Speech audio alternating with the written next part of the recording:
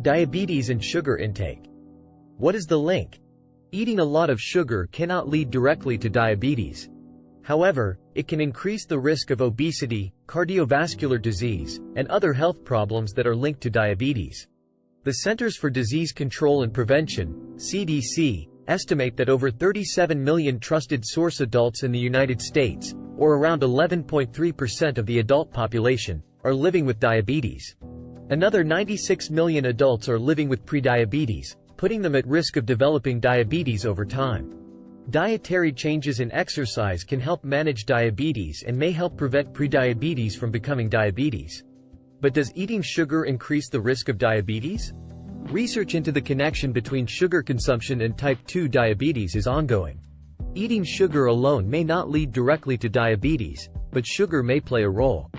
Diabetes is a complex condition that results from a range of factors. Both type 1 and type 2 diabetes affect trusted source the body's ability to regulate blood glucose levels. Type 1 diabetes is an autoimmune condition in which the immune system attacks the cells that produce insulin. Damage to these cells undermines the body's ability to manage blood glucose. In type 2 diabetes, the insulin the body produces is unable to manage the glucose that enters the blood after eating or drinking. When people eat a food containing carbohydrates, the digestive system breaks down the digestible ones into sugar, which enters the blood. As blood sugar levels rise, the pancreas produces insulin, a hormone that prompts cells to absorb blood sugar for energy or storage.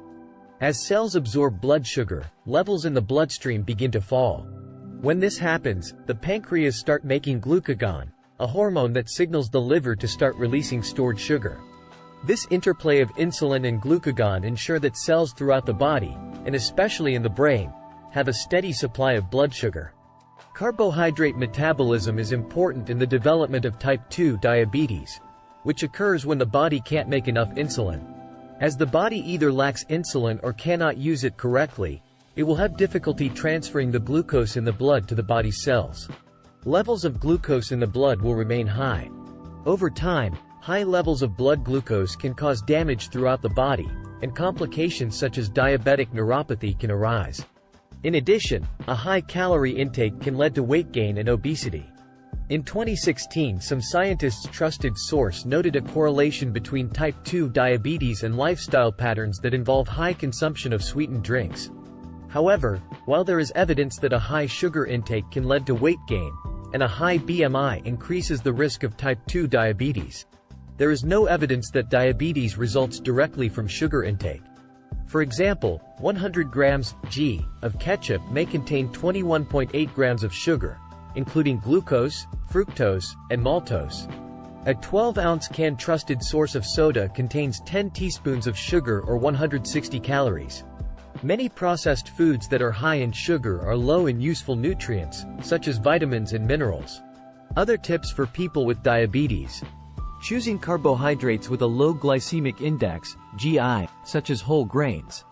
Opt for whole fruit rather than sweetened snacks or juice, but remember to account for the sugar content. Choosing fiber-rich foods, such as legumes, to provide sustainable energy and help manage blood glucose.